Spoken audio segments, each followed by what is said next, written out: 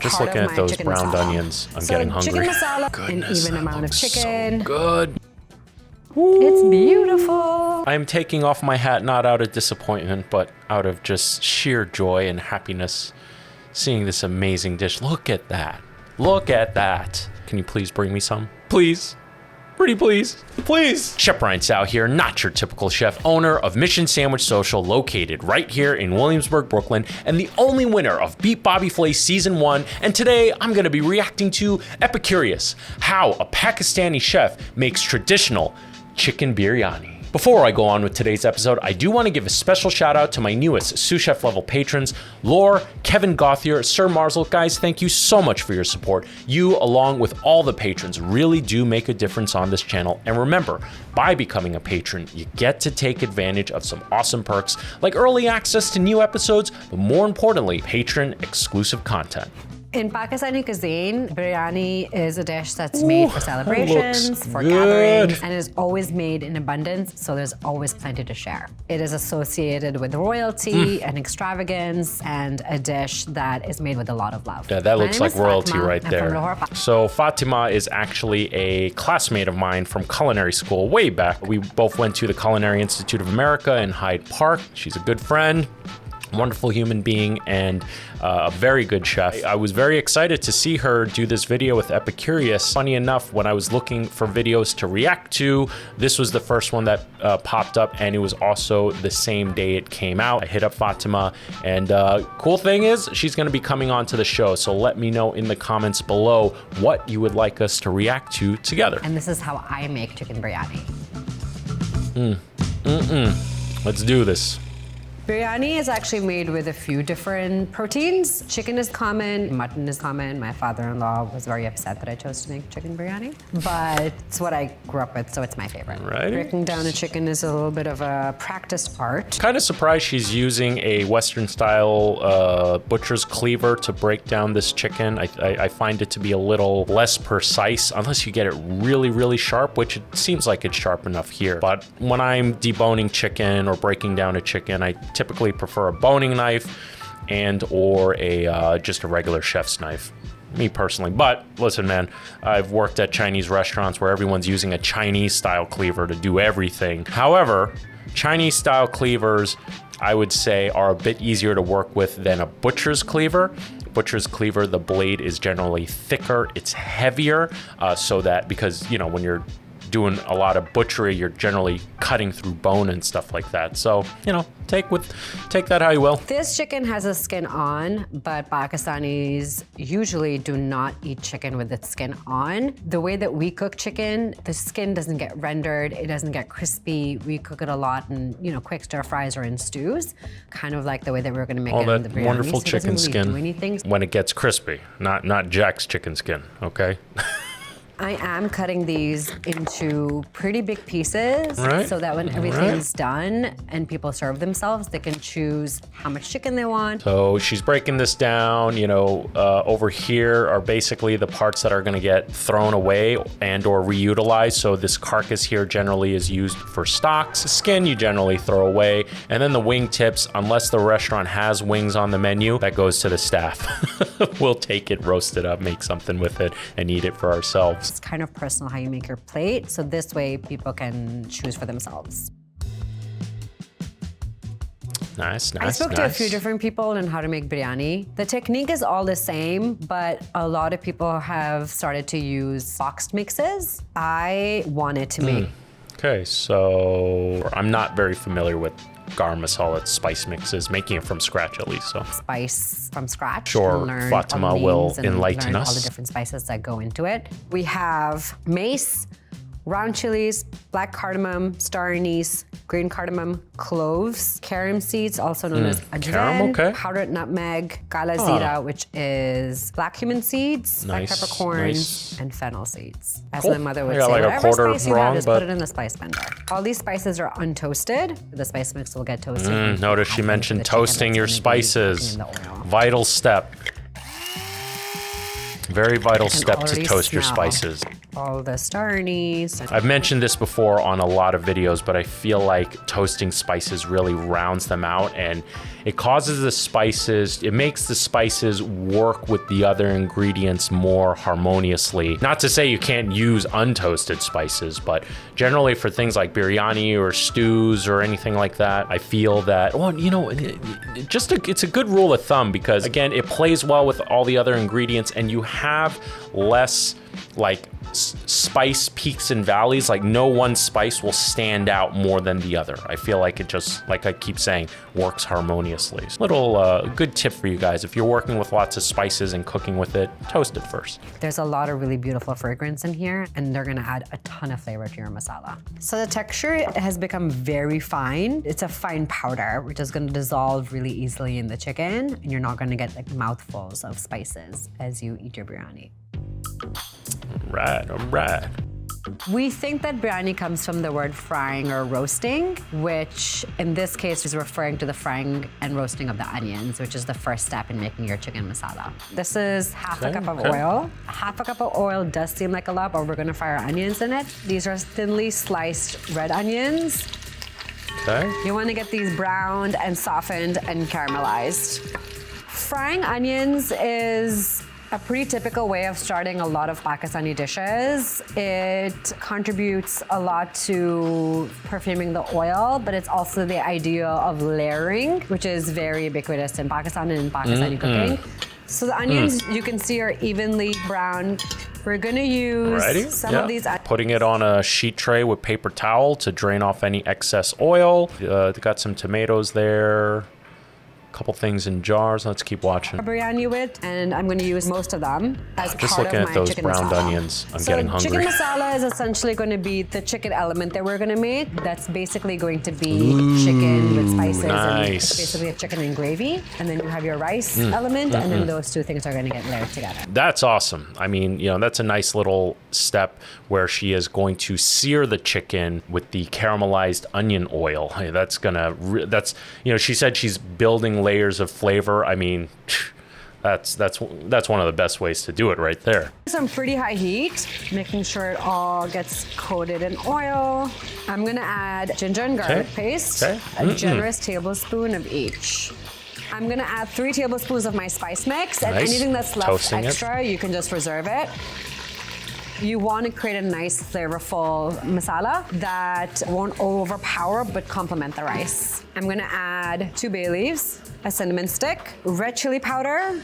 The turmeric is for color and flavor. It's going to add that iconic yellow. The way she's making this, you know, cooking the chicken and then putting in the spices, it's pretty much the same way my wife taught me how to make Malaysian style curry chicken, not minus the caramelized onion oil, but you take the, you know, protein, you sear it, and then you put your spices on it and toast it together, and it just makes a world of a difference. At the end, we're gonna add the very iconic aloo bukhara, which are dried Never seen or heard of that so before. They're really sticky. You usually don't eat them whole. You can maybe take a little bite, but they're mainly used for perfume and fragrance. So while this is getting nice and toasty, we're gonna add our tomatoes. I like adding it because it helps form that gravy, adds tartness, adds sweetness. So this is desi natural dahi. Dahi is the word for yogurt in Urdu, and desi means from the subcontinent. So I would say that I'm a desi person. What's different between desi yogurt and the yogurt that you might see in the West is that the Western yogurt is strained. Well, this is not.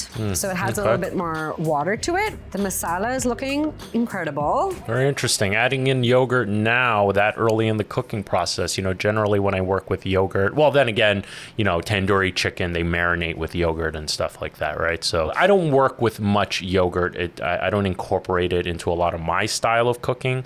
But generally when I do, you know, something that I put towards the end, or I'll flavor the yogurt so it's still pretty much intact. Yeah, very cool. I'm gonna add my potatoes. These are cubed pretty big so that they can cook at the same time as the chicken. This is a very controversial step. Where I'm from Lahore, which is Punjab, we don't really usually add potatoes, but people from the south, from Karachi and Hyderabad, think that biryani is not biryani if it doesn't have potatoes in it. So the last step of this chicken masala is adding the onions back. Interesting. I'm only gonna add 2/3 and reserve 1/3 to add to the top as garnish. Nice. It's gonna meld really nicely in with the chicken and the potatoes. Looks so good. Oh boy. Oh, very different rice preparation. Obviously, guys, I know there's more than one way to make rice, okay? But as far as Eastern Asian cooking, you know, you don't boil rice. But again, this is why I'm watching this. Learn something new. From India or Pakistan is super important. I love using Zebra brand. There are extra long basmati rice grains. They don't break while they're cooking, so you really want high quality rice. The rice has been washed until the water runs clear, and then I soaked it in a few inches of water for at least 30 minutes up to an hour or two. This is gonna cook for about 5 minutes. It's gonna come back up to a rolling boil, and when the rice is almost cooked, it's gonna start coming to the surface, and I'm gonna boil my rice until it's about 80% done. To me, that makes a lot of sense because the biryani gets built and then you put it in the oven, I believe, or on the stovetop in a clay pot. I'm not sure, we'll keep watching. But yeah, you wouldn't want it to be cooked all the way through because you want that rice to finish cooking when everything's layered together. So very cool. So this is a very crucial step to bring the rice to about 80 to 90% done and straining it and stopping the cooking so that it can finish cooking when you're steaming the rice with the chicken. Nice. Rice has been strained. The chicken is perfectly cooked. Wow, look at how much the color has intensified. I mean, that, I wish I was in the room smelling that because that has got to be unbelievably aromatic and delicious. Important visual cues in Pakistani cooking is where the oil separates from the masala and very different all the from elements Western that might be cooking. in the stew. Yep. A lot of Southeast Asian style stews and you know, curries and things like that. You are looking for the oil to separate from the solids, so it's broken, so to speak, right? Like with curries, the coconut milk, you cook it first, you break it so the milk solids separate from the fat. Very different from the West, where that's actually looked down upon, like you call that a broken sauce. So very different ways of preparing food. And the spices have gotten nice and toasted, and the potatoes should be about half done at this point. I'm gonna salt the chicken just lightly. That's actually perfect. I'm gonna move the chicken to the side, and I'm gonna bring out the pot that we're gonna assemble our biryani in. I have the lid here wrapped in a kitchen towel. I'm gonna make the food coloring. The yellow to biryani is very iconic, and there are some dishes, specifically rice dishes in Pakistan, that add food coloring. You get that yellow from the masala and the turmeric that we added in there, but we're gonna add a little bit more. Saffron is not traditionally used in biryani. In Pakistani cooking, it's a little expensive. It's not something we use every day. We might add it to the biryani to elevate it, maybe make some saffron water for that perfume, but a regular day-to-day biryani that you might get from the market will not have saffron. Fatima's doing great. I really love she's giving a lot of the background and a little bit of the history, her personal experience. That's what I'm looking for, man, when I see a pro do a recipe on YouTube. The chicken is gonna be in 2 layers and the rice is gonna be in 3. So I'm gonna add 1/3 of the rice very delicately. You don't want to go right to the middle. You want to keep that rice nice and intact and long. So you go from the side so you're not smashing the rice. Nice. Yeah. Great tip. You know, when you go from the side of the bowl doesn't have any rice over there, so you have less of a chance of breaking up the kernels. Remember, even in fried rice, you want to pay attention to how the rice, you know, are they all a bunch of itty bitty pieces that are broken up? Not very desirable. You want to maintain the grains of rice. I want to make sure that each layer has an even amount of potatoes, an even amount of chicken. So good. You can leave the whole cinnamon in. It's kind of up to you, but since it's such a nice big piece, even if somebody accidentally serves it to themselves, they'll be able to put it aside. We're gonna add the cilantro, 1/3 of it, the mint, Cilantro primarily is one of the most heavily used herbs in Pakistan, and mint is right behind it. Mint is usually used piggybacking the cilantro. I'm gonna add a couple of slices of lemon. This is also purely for perfume.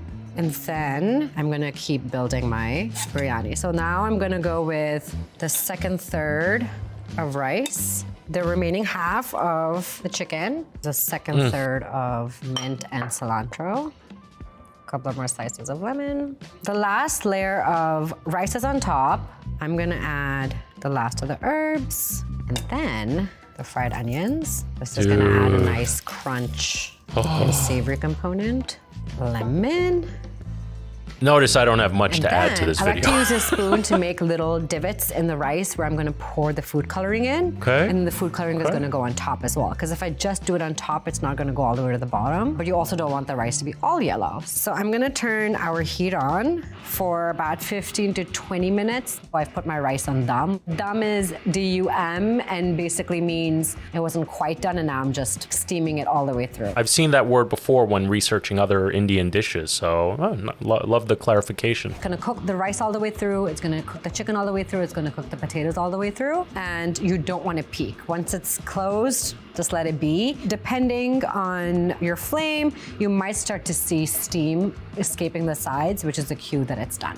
Dum is a very special technique to South Asia. The biryani cooked for about 20 to 25 minutes. I took it off the heat and I let it rest for about 10, 15 minutes, so it should be good now. I'm gonna do beautiful the dishes and silverware.